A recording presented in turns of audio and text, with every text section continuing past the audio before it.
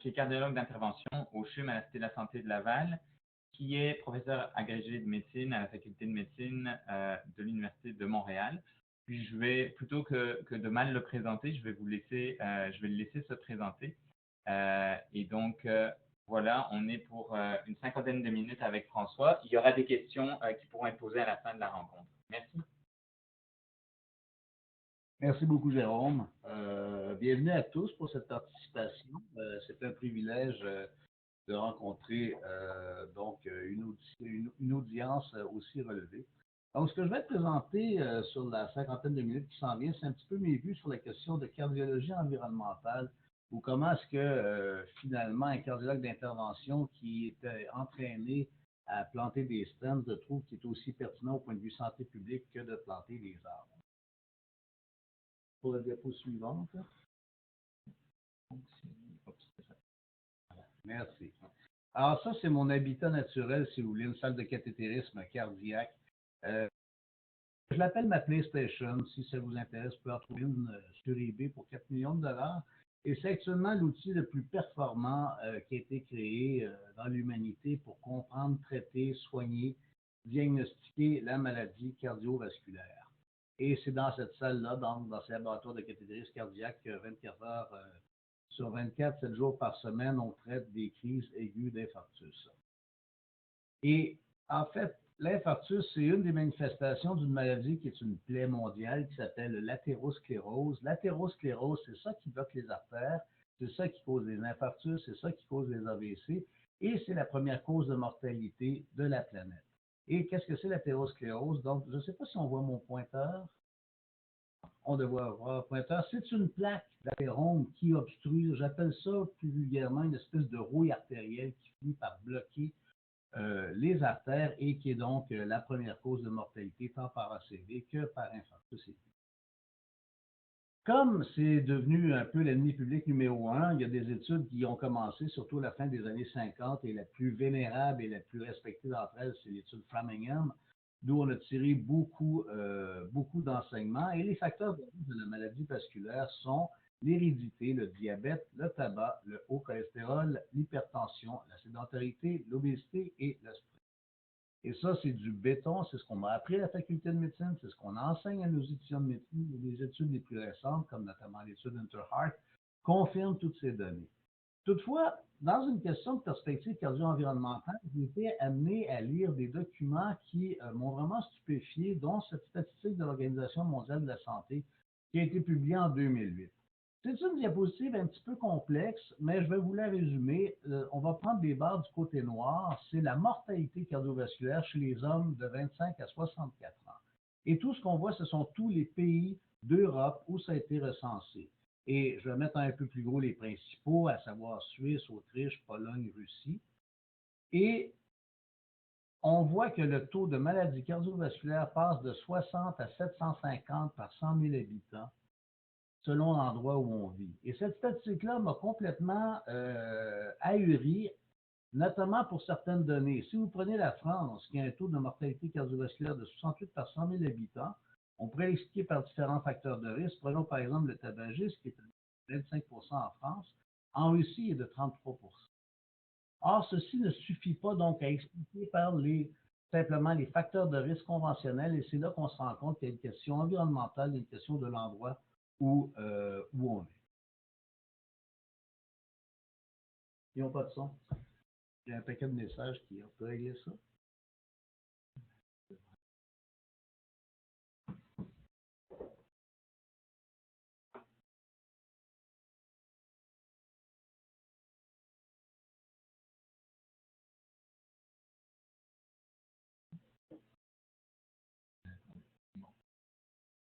Le diapo ne change pas.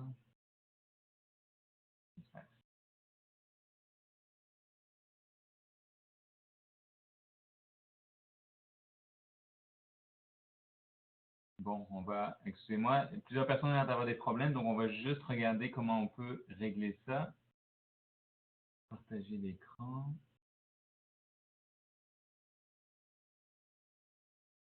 Est-ce que quelqu'un peut me dire si vous voyez maintenant la diapositive OMS 2008?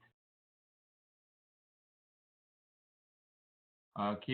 Pour le son, regardez, je peux pas vous aider là vraiment. Il faut que vous soyez branché avec votre téléphone alors.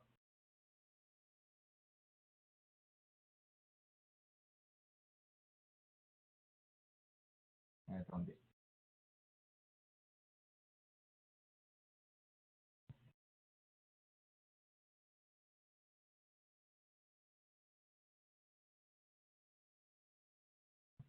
Voilà.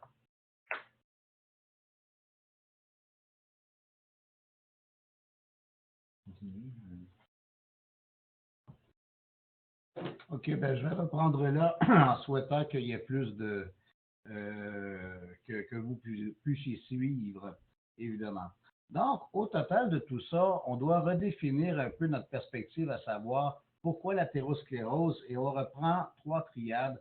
D'abord, ce que je suis, cholestérol, hypertension, diabète. Ce que je fais, sédentarité, obésité, tabac, et surtout, et c'est de ça dont on va parler aujourd'hui, où je suis, environnement, alimentation et urbanisme. Et on va voir que où je suis, ça influence grandement ce que je fais, ça influence ce que je suis. Mais même où je suis, votre environnement va déterminer l'expression ou non de gènes liés au cholestérol, à l'hypertension et au diabète. Donc, pour faire un résumé du modèle cardio-environnemental que l'on propose, c'est que si vous me donnez le taux d'industrialisation alimentaire, le taux de pollution d'une ville, le taux de minéralisation, qui est l'inverse du verdissement ou le taux de déverdissement d'un milieu, pourrez vous donner à la fin de la journée le taux de mortalité cardiovasculaire. Quelques mots sur la question de l'alimentation. L'alimentation, elle fait partie de l'environnement parce que pour avoir eu le privilège de vivre dans différentes villes au cours de ma vie, si vous achetez un pain à Paris, c'est vraiment pas la même chose qu'un pain à Montréal ou New York. Et cette diapositive qui est tirée d'un excellent article qui comparait le panier d'épicerie de plusieurs familles autour du monde, c'est le panier d'épicerie américain que je retenais comme exemple. Et vous voyez la perspective tellement américaine de North Carolina Family, 5 Day Effects of Abundance, c'est ce qu'ils considèrent de l'abondance, with exercise. Or, si vous regardez tout simplement tout ce qu'il y a sur la table et qui reflète, il n'y a à peu près plus rien de naturel ou normal. Tout a été frelaté par l'alimentation industrielle, amenant un lot ahurissant de sel, de gras trans, de sucre industriel tel le sirop, fructose, glucose. Puis tout ce qu'on retrouve d'à peu près normal ici, c'est 2 tomates et 2 grappes de raisin. Tout le reste est frelaté. Et cette dimension de la perversion de l'alimentation, que je considère faire partie de l'environnement à plusieurs égards, si on pense aux pesticides, si on pense à la culture bio, mais lorsque c'est dans notre panier d'épicerie, ça entraîne des désordres. Et un des désordres les plus importants, c'est l'explosion du diabète en Amérique du Nord. J'ai une demande ici. L'explosion du diabète, à savoir que ça, c'est le nombre de diabétiques en Amérique du Nord, en fait aux États-Unis, de 1980 à 2005, et on voit que le nombre de diabétiques passe de 5 millions à 15 millions. On pourrait se demander si on faisait une perspective de ça, qu'est-ce qu'on pourrait avoir? Ben, en fait, la réalité, c'est que c'est beaucoup plus que ce qu'on appréhendait. On est rendu aujourd'hui à 30 millions de diabétiques en Amérique du Nord avec des coûts de santé de 250 milliards de dollars. Et on sait aujourd'hui que 85 des diabètes adultes de type 2 sont dus uniquement à l'excès de poids. Et on voit la part de l'alimentation industrielle dans le fait de ce changement de phénotype et surtout d'entraîner des maladies aussi importantes. Ça, c'est quelques mots uniquement. On pourrait s'étendre très longtemps uniquement sur ce sujet, mais pour dire que l'alimentation fait partie de l'environnement. L'autre item, c'est la question de la pollution atmosphérique. La pollution atmosphérique, ça a pris du temps avant de mesurer vraiment quels étaient les effets secondaires sur la santé humaine, mais finalement, l'Organisation mondiale de la santé a statué que 7 millions de décès prématurés sont liés à la pollution chaque année. Pour moitié pollution intérieure, et c'est surtout dans les maisons de pays émergents où on fait cuire avec des matériaux toxiques, avec du charbon, dans des espaces mal ventilés, donc pour moitié de cette pollution-là, et pour l'autre moitié, la pollution extérieure, c'est-à-dire tout simplement le smog qui est dû aux combustibles fossiles. Et en termes de décès, c'est ça qui intéresse particulièrement le cardiologue dans les facteurs de risque, l'OMS relève que 80% des décès dus à la pollution extérieure sont d'ordre cardio-cérébrovasculaire, Et pour la pollution intérieure, cette pollution-là cause jusqu'à également 80% des décès cardiovasculaires. Donc, ce n'est pas un problème marginal. Et il y a plus de 500 publications scientifiques, notamment fondamentales de santé publique, qui nous apprennent que plus le taux de polluants, donc émis par les combustibles fossiles, smog et autres, plus monte le taux de calcification artérielle, de thrombophlébite, d'arythmie maligne, de mort subite, d'infarctus aigu, d'AVC et de hausse de complications des diabétiques. J'en montre quelques-unes pour illustrer ceci. Une étude qui a été publiée en Hollande. Et puis d'ailleurs, au cours de l'entrevue, au cours de la présentation, je ne vous parlerai même pas de la Chine. Je vais vous montrer des études qui ont été faites dans des endroits qui ressemblent passablement à notre milieu. Une qui a été faite en Hollande, le pays le plus pollué du monde, mais on relève sur 5000 personnes que plus on vit près d'une voie routière polluée, plus on augmente la mortalité cardiovasculaire. Vous avez une hausse de 95% à moins de 50 mètres par rapport à si vous êtes à plus de 200 mètres. Une autre étude qui a été faite à Boston sur 772 infarctus, on réalise que chaque fois qu'il y a un pic de pollution, c'est un déclencheur d'infarctus. Dans l'heure qui suit un pic de pollution, vous avez une hausse de 48% d'infarctus et dans les 24 heures, vous avez une hausse de 29%. Mais je crois, dans toutes ces études, celle qui m'a le plus convaincu, c'est lorsqu'on fait littéralement de l'expérimentation en reproduisant méthodiquement les facteurs.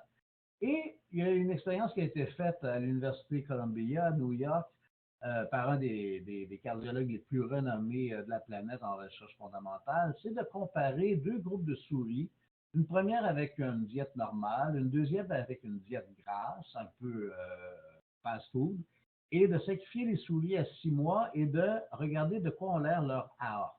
Et ici, ce qu'on voit en bleu, c'est le contour de l'aorte normale, et ce qu'on voit en rouge, c'est la pause. C'est ça la rouille artérielle que on débouche avec nos ballons, nos stents et nos pondages. Et on n'est pas étonné de voir que les rats qui ont une diète grasse ont une plaque d'athérosclérose 2 fois plus grosse que ceux qui avaient une diète normale. Mais l'intérêt de l'étude de Columbia, c'est du Mount Sinai, pardon, c'est de démontrer que l'air pollué a un rôle aussi important. Ici, on a soumis ces rats-là 5 jours par semaine, ces souris-là, pardon, 5 jours par semaine, à une exposition aux particules fines émises par le diesel, à un taux finalement pas très impressionnant, 10 microgrammes par mètre cube d'air. Et ce qu'on voit au bout de 6 mois, c'est que l'air polluant a entraîné une grosse plaque d'athérosclérose qui obstrue. Mais quand vous avez la combinaison air pollué et diète grasse, là, vous avez une énorme plaque athérosclérotique. Et en fait, le docteur Foster, donc du Mount Sinai, a démontré par cette expérience très élégante le modèle du Nord-Américain qui mange du fast-food dans un centre-ville pollué. L'impact de la pollution au Canada, ça a été mesuré par David Boyd et publié en 2008. Depuis ce temps, il n'y a pas eu de mise à jour, surtout parce qu'il y avait un contexte au niveau de Santé Canada et d'Environnement Canada de museler un peu les scientifiques qui y travaillaient. Mais donc, sur cette étude de 2008, on savait déjà à ce moment qu'il y avait 20 000 décès excédentaires à l'environnement, avec nombre de décès cardiovasculaires, d'hospitalisation, de jours d'hospitalisation et pour des frais de santé de 9 milliards de dollars. Donc, la question environnementale dans l'état de santé, et particulièrement cardiovasculaire, n'est pas un problème qui est marginal. Par contre, il y a des bonnes nouvelles. On a vu l'an dernier une annonce extraordinaire, à savoir que c'était la première fois de l'ère industrielle au Canada qu'à Toronto, on avait une journée, un été complet sans smog. Et l'Université de Toronto a publié ces résultats qui sont extrêmement intéressants. À savoir que la baisse de cette pollution-là, elle vient surtout de deux choses. Premièrement, l'éradication progressive des centrales au charbon et deuxièmement, le programme Drive Clean qui oblige les voitures usagées, les propriétaires de voitures usagées à faire inspecter leurs véhicules pour rencontrer les normes de pollution. Et ce que l'Université de Toronto a démontré, c'est que de 2004 à 2015, il y a une diminution dramatique du nombre de morts prématurées. Ça a passé de 1700 dues à la pollution à 1300. Et le nombre d'hospitalisations dues à la pollution est passé de 6000 à 3500. Donc, il y a des gains progressifs dans les centres-villes, même si ça reste encore des problématiques locales.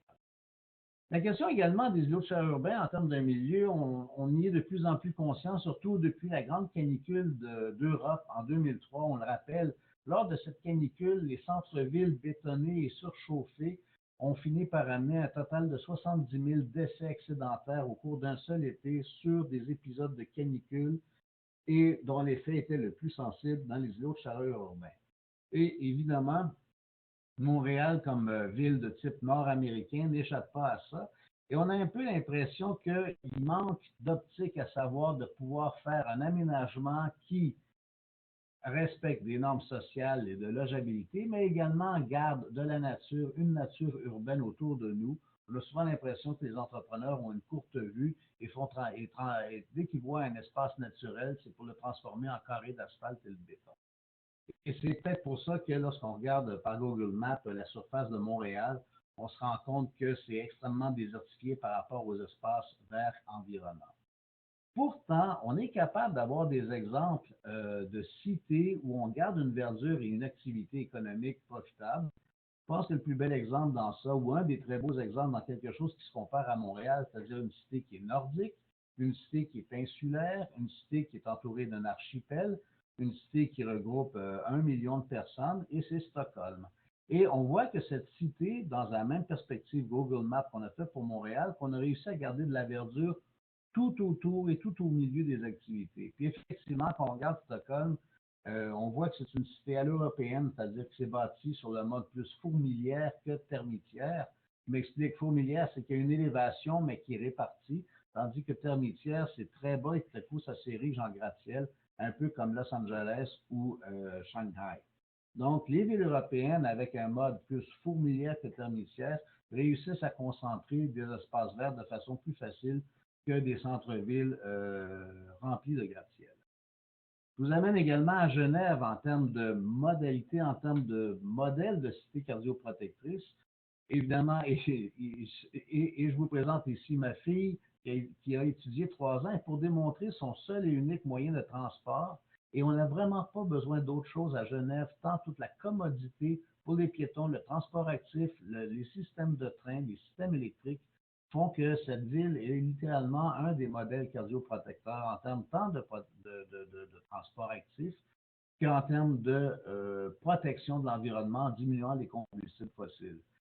Les points centraux de transport sont extrêmement efficaces et tous les abords de cette grande ville favorisent l'activité physique. En termes d'urbanisme également, l'Organisation mondiale de la santé, et c'est là où j'ai eu le privilège de présenter il y a 2 ans et l'an dernier lors des colloques santé-climat de l'Organisation mondiale de la santé, la façon dont dont la ville a été instaurée, à savoir des bâtiments qui ont une vertu éconeutre maximale et continuellement optimisée et également entourée d'un milieu agréable. Ici, vous avez le pavillon principal de l'ONU et sa salle de conférence.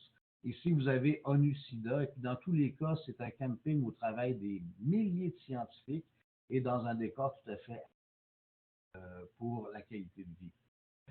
Si on va un peu plus loin, même dans l'exercice, à savoir la problématique des combustibles fossiles, je vous présente la ville de Zermatt avec en arrière-plan le Matterhorn, le célèbre Cervin.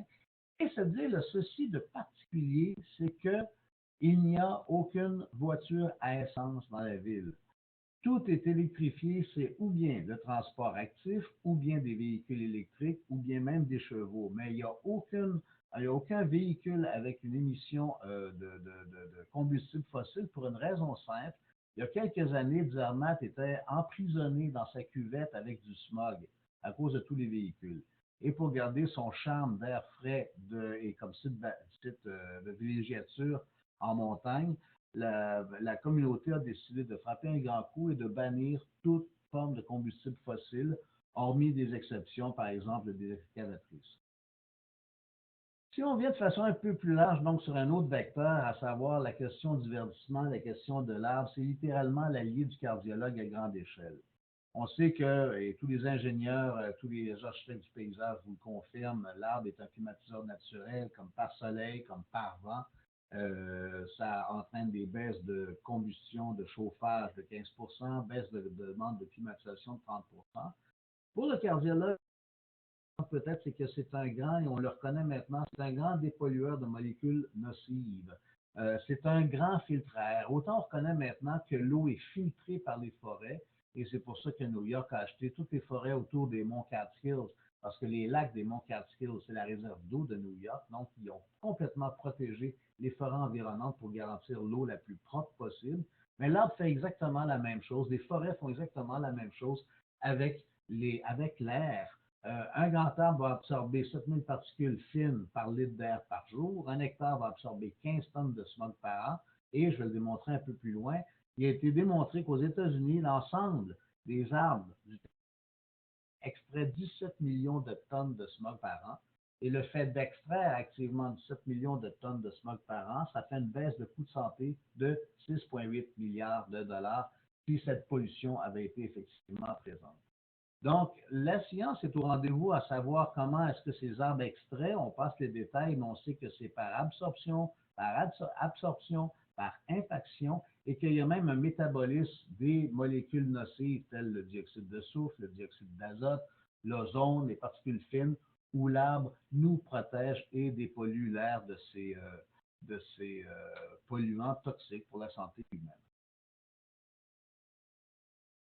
Et probablement le papier le plus spectaculaire, ça a été publié par David Nowak, qui est un ingénieur forestier de renom et qui fait beaucoup de liens entre la question de la biologie, de la protection de la biodiversité et la santé humaine.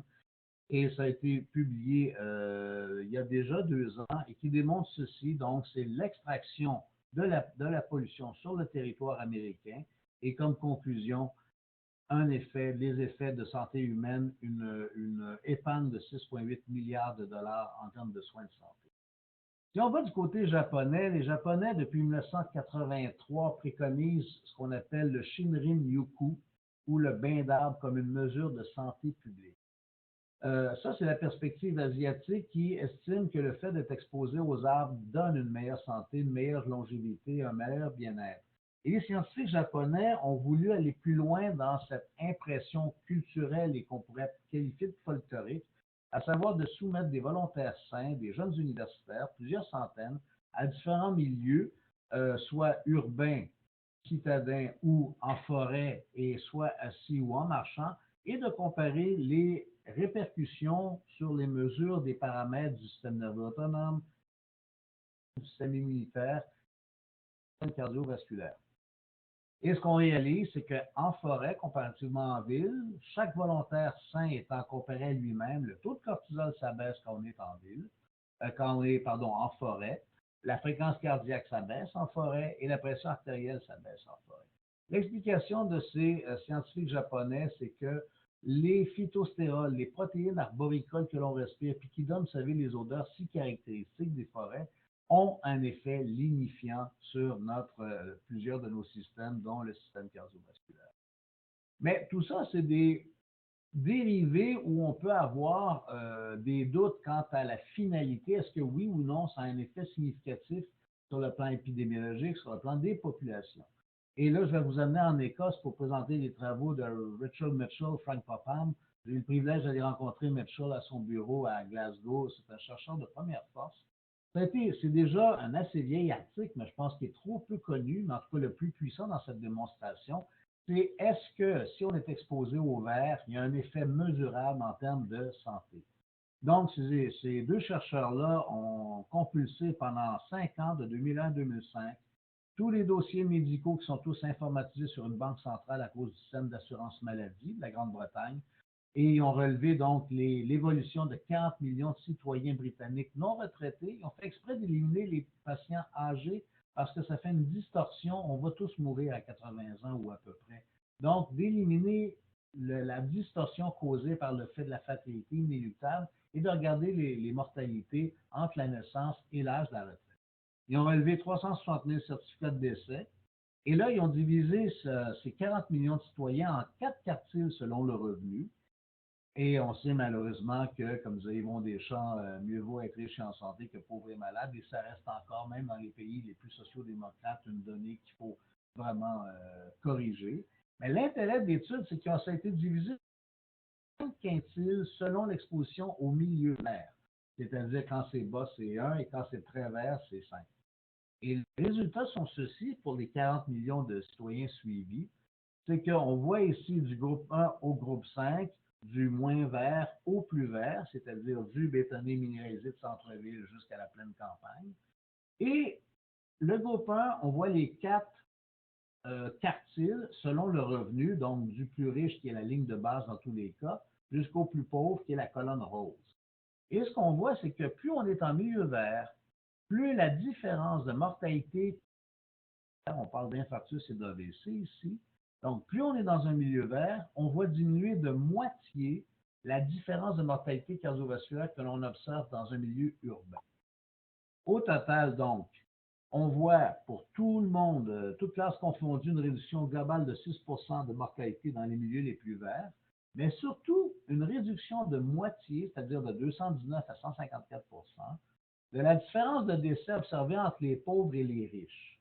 Et ça, je vais vous dire en toute honnêteté, je ne connais aucun médicament, stent, statine, pontage, qui approche un résultat semblable. Je le réexprime parce que ça me semble une donnée extrêmement importante au point de vue épidémiologique, santé publique et santé cardiovasculaire. En milieu minéral, vous observez 219 plus de mortalité cardiovasculaire chez les défavorisés. En milieu vert, 154 donc, en milieu vert, vous observez une réduction de moitié de l'écart de mortalité cardiovasculaire lié au niveau socio-économique. Il y a aussi d'autres aspects qui ont été mesurés en termes de l'importance de la forêt urbaine. C'est une étude faite par la Toronto Dominion, l'économiste en chef. Et pour un peu résumer ça, si on prend ce que représentent les arbres, à savoir que c'est un investissement dans la qualité de vie, dans la santé humaine, en termes des services que ça donne pour régulariser une zone, régulariser les inondations, régulariser les félicitations, épurer l'air, atténuer les extrêmes de température pour les bâtiments. Bon, au total, la valeur de ces services-là dépasse à Toronto les 80 millions de dollars par année. Et ce qu'ils expriment, c'est que pour chaque dollar investi dans l'entretien annuel, la forêt de Toronto génère des bénéfices, des économies de coûts, tant écologiques que de santé, allant de 1,35 à 3,20. Et au total, cette forêt urbaine de Toronto, la Toronto Dominion, l'estime à 7 milliards de dollars comme un capital vert donnant des services. Cette étude qui a été publiée en juin 2014 a eu tellement de succès que ça a été demandé pour d'autres grandes villes et ça a été fait donc pour Halifax, Montréal et Vancouver. Et ce qu'on estime, c'est que le couvert vert d'Halifax représente une valeur, un capital de 11 milliards de dollars, Vancouver 35 milliards et Montréal 4,5 milliards. Pourquoi c'est si faible à Montréal? C'est simple, c'est que de toutes les grandes villes canadiennes, la grande ville qui a le plus faible couvert vert, ou la plus petite canopée, c'est Montréal avec approximativement 20 Dans une autre perspective, vous avez tous entendu parler de la COP 21, des résolutions à l'Organisation mondiale de la santé, des résolutions qui ont été envoyées ensuite à l'ONU. J'ai eu le privilège de faire partie de ces événements. Et concernant la question du reverdissement, il faut savoir que depuis l'apparition de l'humanité, la moitié des forêts de la planète ont été rasées, pour toutes sortes de raisons, mais évidemment à cause des activités humaines. Et que cette déforestation-là est toujours en solde négatif. Et devant ça, il y a eu des résolutions qui ont été faites et à l'ONU et à l'OMS. Et il y a plus de 100 pays, entreprises et groupes qui sont engagés à réduire la déforestation de moitié d'ici 2020, la cesser d'ici 2030. C'est un petit peu, on dirait, un effort qu'on doit faire au même titre qu'on doit réduire la consommation des combustibles fossiles et réduire la production de GES. Et également, restaurer jusqu'à 350 millions d'hectares de forêt. Donc, je pense qu'il va falloir que ça se fasse vraiment partout sur la planète pour qu'on réussisse à atteindre cet objectif. À Montréal, comment ça se fait de façon concrète? Ben, j'ai le privilège d'être membre du conseil d'administration de la Sauverdi. La Sauverdi, c'est la Société de verdissement du Grand Montréal qui est active depuis au moins 20 ans et qui reverdit plusieurs secteurs de la ville. Et là, dans le grand plan Canopé, le plan Canopé, c'est d'augmenter la surface verte de Montréal de 20 à 25 et ça prend le concours de toutes les instances, qu'elles soient privées, qu'elles soient publiques, pour réussir à atteindre cet objectif-là. Et la raison pour laquelle c'est une question d'assainissement de l'air de Montréal, c'est une question de qualité du milieu de vie de Montréal, c'est une question de diminuer aussi l'exposition au soleil. On ne sait pas beaucoup ici, mais Toronto a un code de l'ombre Et dans les grandes zones où c'est du soleil brut qui tape sur le béton, pour protéger les gens, notamment de la hausse des cancers de peau, et ça a été fait en association avec, en complicité avec l'Association des dermatologues de l'Ontario. Donc, il y a maintenant un code de l'ombre et ils font le reverdissement de Toronto en cherchant justement à offrir aux citoyens, aux usagers locaux, une possibilité d'avoir des endroits frais. Alors, Montréal est exactement dans cette mouvance-là. Et puis, il y a une deuxième menace, vous le savez, c'est la question de la grille du frêne. Le frêne, c'est 20 de tous les arbres qui ont été plantés à Montréal dans les 50 dernières années. Ça fait qu'actuellement, c'est une crise qu'il faut augmenter, puis en même temps, on a une décroissance. Mais ce qui me rend optimiste dans ça, c'est voir maintenant le support massif que la ville de Montréal accorde à ce plan d'action de canopée.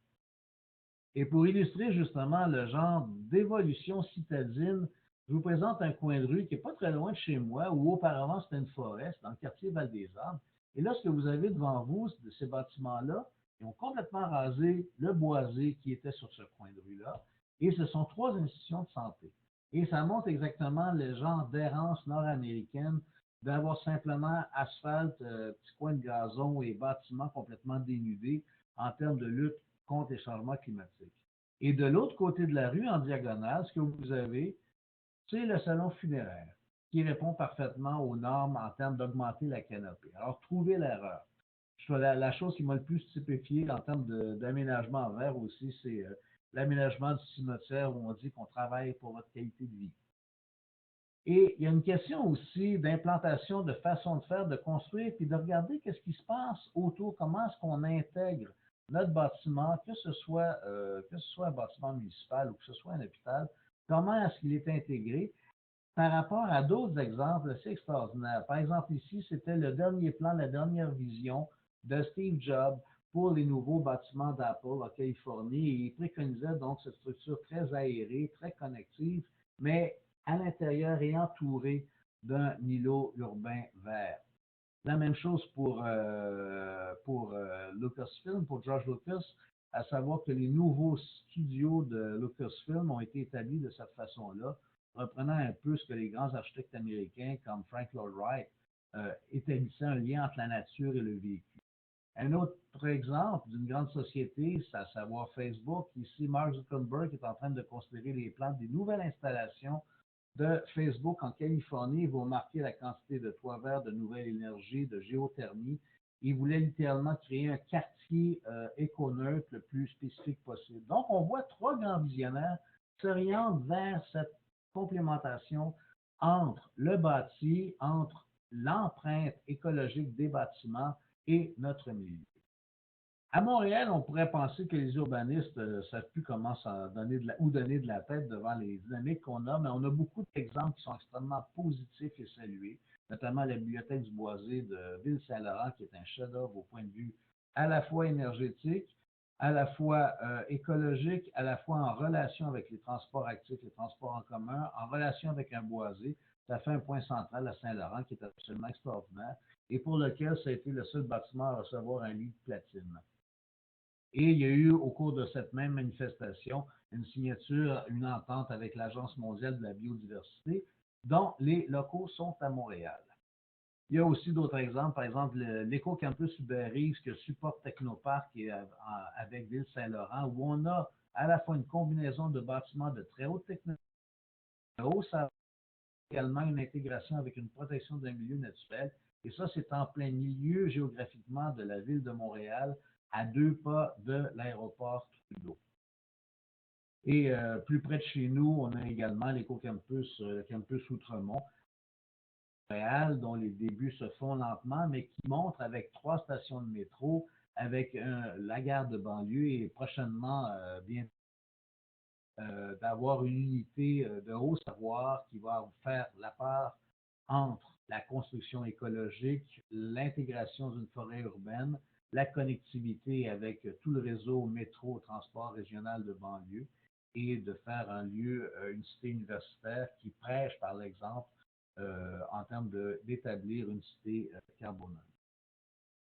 Sur le plan médical, pour revenir, qu'est-ce qu'en pensent les grandes institutions? Moi, je vous dirais que le document le plus intéressant, c'est ce que le Lancet a publié en juin 2015 par le Lancet Commission. Ça fait longtemps que le Lancet Commission existe. J'explique qu'est-ce que c'est. Ben, premièrement, la revue Le Lancet, pour ceux qui ne sont pas familiers, c'est l'une des deux plus grandes revues au monde sur le plan médical, nez à nez avec le New England Journal of Medicine qui vient de Boston. Le Lancet, c'est une revue qui est britannique. Le facteur d'impact du Lancet est phénoménal, c'est de 37, alors que si on regarde Nature, Cell Science, ils sont entre 20 et 25. Et le Lancet a décidé depuis quelques années de réunir des experts internationaux pour discuter de la question santé et changement climatique. Et ce qui a été publié, donc, c'est un résumé. Je m'interromps une seconde pour prendre un verre d'eau. Lequel est à votre santé. Résumé de ce document qui, pour moi, est les Anglais disent un milestone, mais pour moi, est vraiment un point tournant dans l'histoire de la médecine. C'est les recommandations du Lancet Commission qui ont été référées à l'Organisation mondiale de la santé lors du sommet Climat et Santé qui a eu lieu à Paris au mois de juillet dernier. Et les recommandations telles que je retiens, c'est la première chose, c'est que les changements climatiques sont la principale urgence médicale du 21e siècle. Les changements climatiques risquent de causer la perte des gains des 50 dernières années en santé publique. Et encore là, quand on parle de ça, on pense d'abord et avant tout aux pays émergents ou le Bangladesh qui risque de se faire submerger d'ici 20 ans. Mais il y a beaucoup, beaucoup d'impacts qui se mesurent maintenant chez nous, en Occident, en Amérique du Nord. Changements climatiques perturberont les infrastructures, ressources en eau et aliments jusqu'à des crises et pénuries, d'où la hausse de maladies. Et le Lancet interpelle spécifiquement les médecins et les hôpitaux pour mener la riposte au changement climatique. Et les recommandations, c'est l'investissement en recherche environnementale et en santé, la construction de cités carboneutres et l'augmentation de l'espace vert, et ceci évidemment dans toute l'édification des hôpitaux qui sont des petites cités en soi. Je pense qu'on doit respecter une intégration à cette façon de construire. Le délaissement des combustibles fossiles et l'investissement rapide dans les énergies renouvelables et l'augmentation de la collaboration entre le ministère de la Santé et les autres administrations pour intégrer les considérations de santé et d'environnement à toutes les stratégies gouvernementales. Parce que malheureusement, trop souvent, on le sait, chacun dans nos expériences, que on est en secteur clos d'un endroit à l'autre. La main droite ne sait pas toujours ce que la main gauche fait. Dans la question de la crise du changement climatique, qui est une crise vraiment sérieuse, je crois que tout le monde doit participer à avoir une vision commune. Donc, si on fait un résumé de tout ça, je vous dirais qu'une cité cardioprotectrice doit, éradiquer les nano-agresseurs alimentaires, donc tout ce que l'alimentation, toutes les errances de l'alimentation industrielle pour essayer de retrouver des aliments aussi bio et aussi près que ce que la nature nous les a présentés. 2, éradiquer les nano-agresseurs aériens, ça, j'appelle ça tous les polluants émis par tous les combustibles fossiles, que ce soit du charbon, que ce soit du diesel, du mazout, de l'essence, tout ce qui brûle donc et qui émet des particules dans l'air que nos arrière-grands-parents ne respiraient pas autrefois, il y a 150 ans, avant l'ère industrielle, et auquel nous sommes tous soumis. De viser une canopée urbaine de 25 25 peut sembler un peu arbitraire, mais ça semble un minimum pour avoir vraiment des effets au point de vue protection cardiovasculaire et santé générale. D'orienter tout le développement en faisant un lien entre les trames vertes, les trames bleues, les trames actives. Il y a tout un débat sur la question de la biodiversité, sur la connectivité. Et cette connectivité-là peut se faire tout autant pour les trames actives, à savoir que on est tous d'accord que faire du vélo ou de la marche au parc nature de la visitation, c'est plus agréable que sur le boulevard Tachereau. Donc, l'idée, c'est de pouvoir faire en sorte que les gens qui désirent faire du transport actif ou de l'activité physique aient des endroits, et règle générale, c'est les endroits naturels qui prédisposent les citoyens à faire ça. Et ça, c'est de la toute petite enfance jusqu'à un âge vénérable. Et baser son énergie sur le renouvelable, la géothermie, l'éolien, l'hydrolien, le solaire. À mon avis, il n'y a pas d'autre façon d'éviter de passer le 1,5 degré. Et au total, donc, si une cité éradique nos nano-agresseurs aériens, nos nano-agresseurs alimentaires, je m'excuse, je les ai dit en sens inverse, donc nano-agresseurs alimentaires, un agresseur aérien, puis on fait une promotion d'un milieu qui est actif et vert. Cette cité pourrait observer une réduction de 25 à 75 de morbidité cardiovasculaire. Pourquoi 25 à 75 ça dépend d'où vous partez. Si vous habitez la ville de Lyon ou la ville de Genève, vous partez déjà avec un avantagé. Si vous partez d'un milieu comme Beijing ou comme le centre-ville de Los Angeles, vous avez beaucoup de gains à espérer. Et ça pour dire qu'une réalité, c'est que la maladie cardiovasculaire, l'athérosclérose, ben, il y a 150 ans, c'était au 19e siècle, faire un infarctus, ça existait, mais c'était plutôt rare et c'est devenu vraiment une épidémie pour être la première cause de mortalité aujourd'hui. Et ce que Salim Youssouf, qui est un des plus éminents collègues, qui est cardiologue, qui est épidémiologiste, travaille à l'Université McMaster, c'est le chercheur principal de l'étude Hunter Heart, qui regroupe 70 pays et dans lequel il y a des milliers de chercheurs qui travaillent sous sa supervision. Mais ce que Dr Youssouf, qui a de la profondeur sur l'évolution de la maladie cardiovasculaire, c'est ceci, c'est, après tout, la maladie coronarienne était peu fréquente avant 1830. Pourquoi ne pourrait-elle pas leur devenir en 2050? C'est le défi auquel nous faisons tous face et il est évident maintenant que l'environnement est une part significative de ce défi. C'est pourquoi je me suis impliqué j'ai sorti de mon bureau de médecine, mon laboratoire de cathétérisme, pour échanger des vues à ce sujet-là. Ici, j'ai eu le plaisir d'être mandaté au sein d'une douzaine de personnes à faire partie du comité conseil dans le programme d'action contre les changements climatiques autour de M. David Hurtel. Et là, vous avez vraiment une représentation très large. Moi, je trouve que c'est un très beau comité qui est co-présidé par Stephen Guilbeault et par Maître Hélène Lauzon. Stephen Guilbeault, tout le monde le connaît, chez Équiterre. Hélène Lauzon, elle est présidente du Conseil patronat sur l'environnement. Ce qui fait que là, vous avez vraiment tous les partenaires à la table, tant les producteurs d'énergie que les initiatives écologiques. Il y a eu le rapport qui a été fait par ce comité conseil, le 37 de réduction de GES d'ici 2030 qui a fait ça. Maintenant, pour dire, on a toujours l'impression que la question des changements climatiques, c'est atroce, c'est épouvantable, qu'est-ce que je suis moi dans ça, je suis juste une goutte d'eau. Je veux juste vous donner ma démarche personnelle, à savoir, une fois qu'on est conscient de ça et qu'il y a des mouvements à faire, c'est de considérer la question environnementale comme de l'hygiène. Il n'y a pas longtemps, on nous explique, il y a un monsieur qui s'appelle Pasteur qui expliquait à tout le monde qu'il y avait des petits êtres vivants qui pouvaient nous tuer. On appelle ça des microbes, on appelle ça des virus, puis que deux des mesures qui ont vraiment contribué énormément à diminuer le taux de mortalité de ça a été la pasteurisation et le lavage de mains. Donc, c'est un peu la même démarche d'hygiène environnementale et de regarder où est-ce que c'est qu'on peut éradiquer un combustible fossile. Et puis, pour ma part, ce que j'ai fait, c'est que j'avais une fournaise à l'huile, je l'ai sortie, c'est branché sur Hydro-Québec. Dans mes loisirs, je favorise toujours des activités où on n'utilise pas de gaz à effet de serre. J'aurais pu avoir un bateau à moteur, mais je peux faire de loin la voile. Et enfin, le dernier mouvement que j'ai fait, ça a été de me procurer une voiture électrique. Et en faisant tout ça, ça m'a permis juste personnellement une réduction de 20 tonnes de CO2 par rapport à comme j'étais il y a, disons, 10 ans, quand j'avais une voiture normale à essence, quand j'avais une fournaise à l'huile, etc. Donc, notre ménage, notre foyer a pu faire une réduction de 95 de nos émissions de CO2. Et en fait, à peu près toute la maison ici est totalement éconeutre. Sans parler évidemment des autres choses comme l'isolation de la maison, etc. Donc, c'est pour se dire que si, de sa façon, de ce qui lui est disponible, contribue chaque année à faire baisser cette consommation de combustibles fossiles et d'émissions de CO2 et est sensible à ça, par tous les petits gestes qui finalement constituent de l'hygiène environnementale, on peut atteindre cet objectif.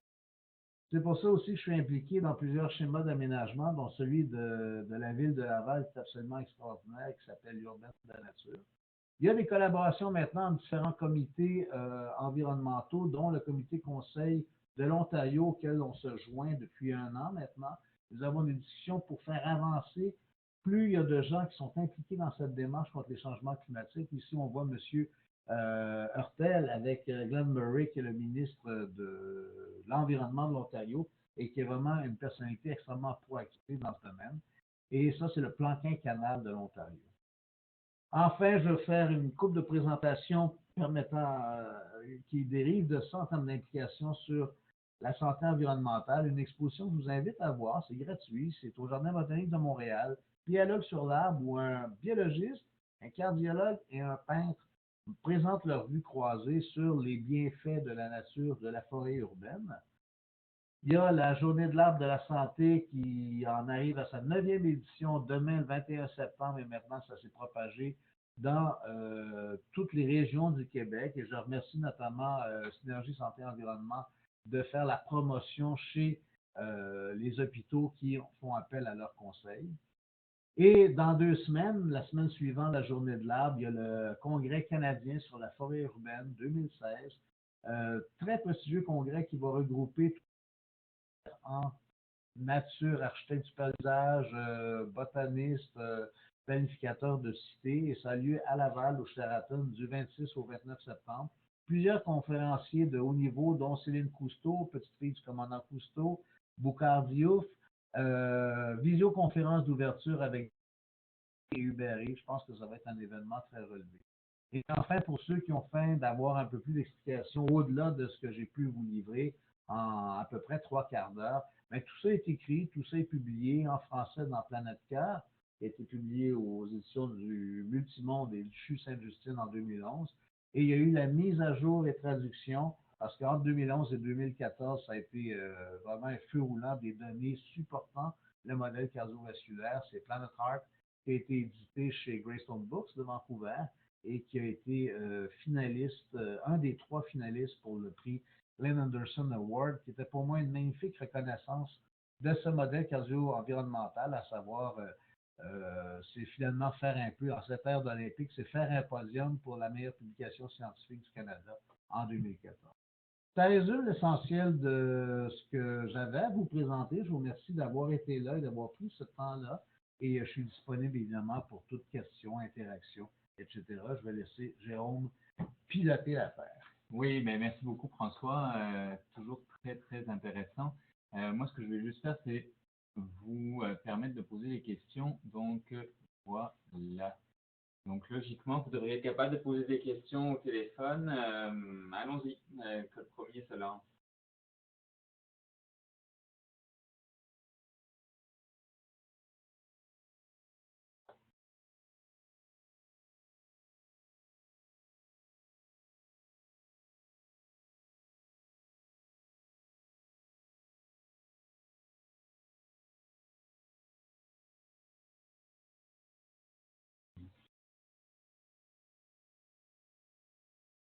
Aucune question?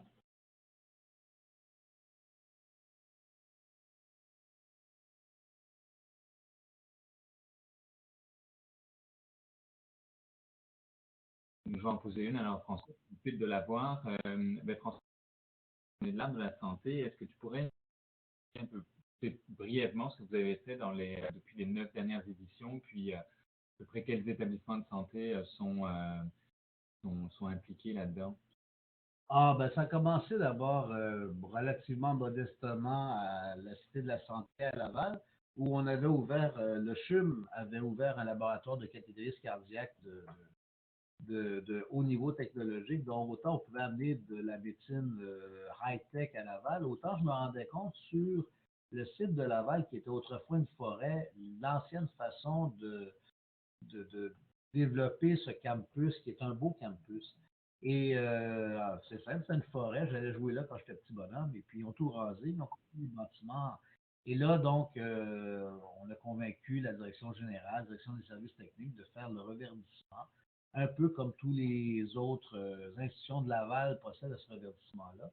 Et là, l'idée qu'on avait, c'était de pousser ça dans tous les C3S, mais qu'on appelle maintenant des CIUS, là, ça change tout le temps, mais donc dans tous les établissements de santé par région administrative. Et ce qui avait commencé au début à Laval, la Cité de la Santé, qui s'est étendu dans les CHSLD, les CLSC, les centres de convalescents, mais là, on a finalement disséminé, ça s'est fait à Val-d'Or, ça s'est fait à Saint-Jérôme, ça s'est fait en Lanaudière, ça s'est fait dans plusieurs centres de Montréal, ça s'est fait dans Montérégie, Trois-Rivières et Québec. Donc, cette journée-là, elle est un prétexte pour revégétaliser sur un mode festif parce que ça fait des beaux parties, c'est assez amusant. Il y a eu toutes sortes de choses.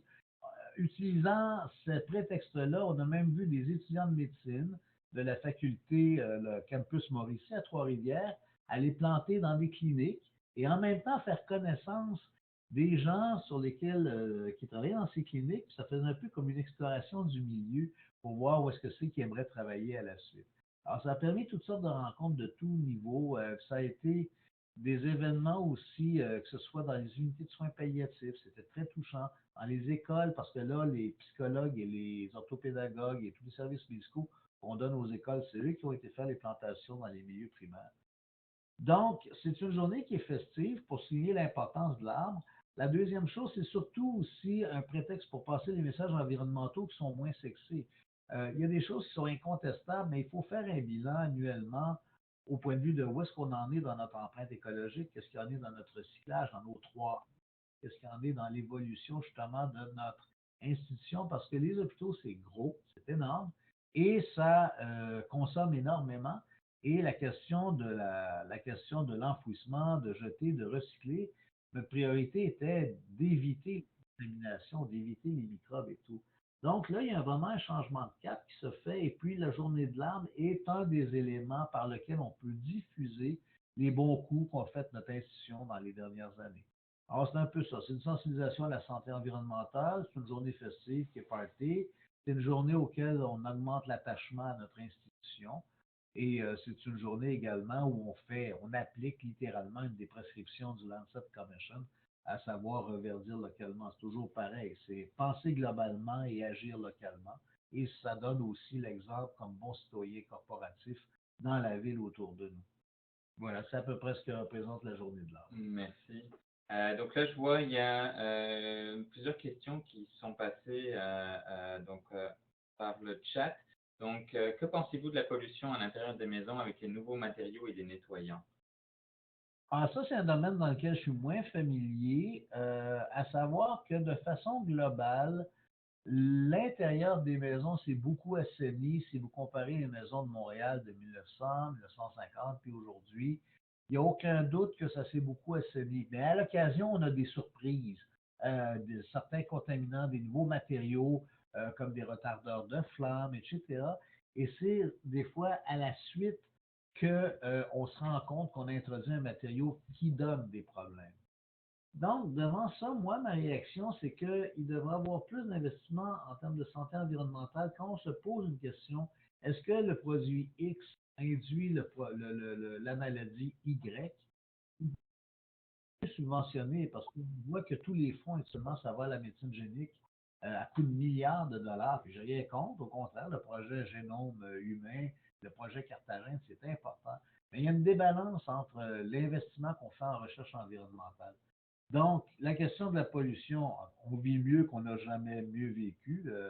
Juste à regarder les photos historiques du faubourg Amblas, où on disait, on regrettait que soit rasé le faubourg Amblas pour ériger Radio-Canada. Mais quand on regarde les photos du faubourg Amblas, c'est un taudis infâme. Puis heureusement que ça a été nettoyé et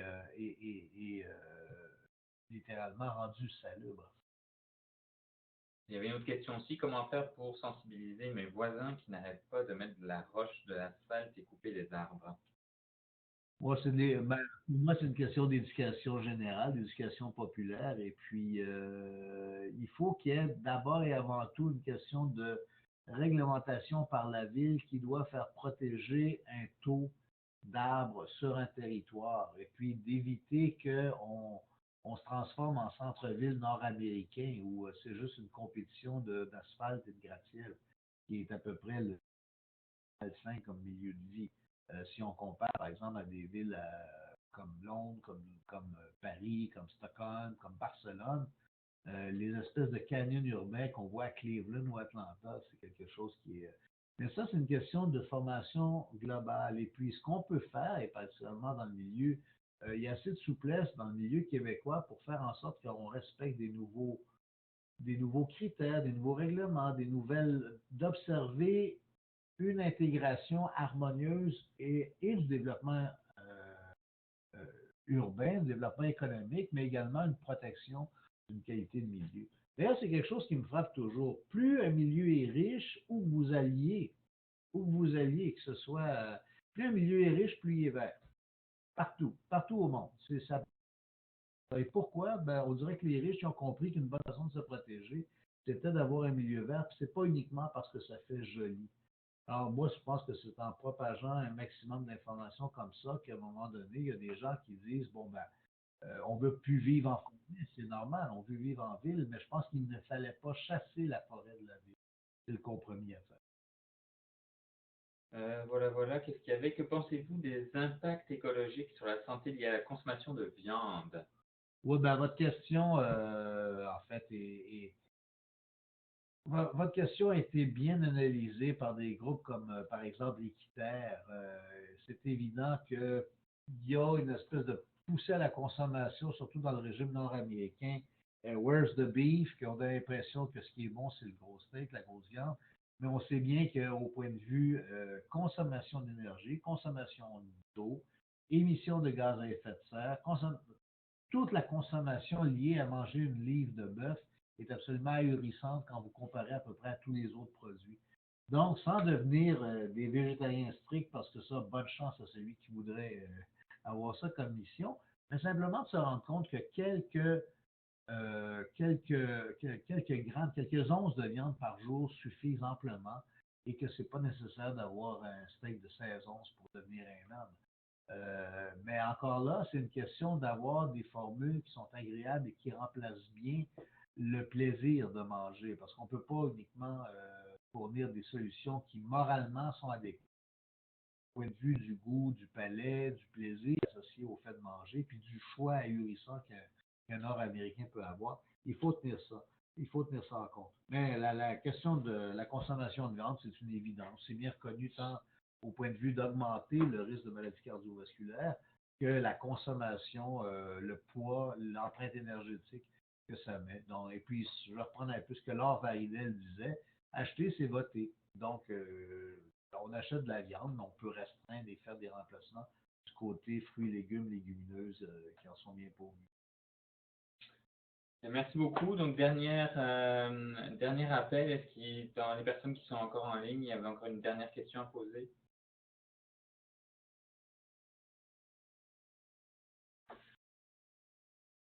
Je vois qu'il n'y a pas de questions. Donc, regardez, on va terminer la présentation ici aujourd'hui. Merci beaucoup d'y avoir assisté. Donc, je vais vous recontacter tous. Il y en a déjà un certain nombre qui a quitté, mais je vous recontacterai tous effectivement pour vous dire où vous pouvez avoir certaines informations qui ont été. Donc, voilà, merci beaucoup.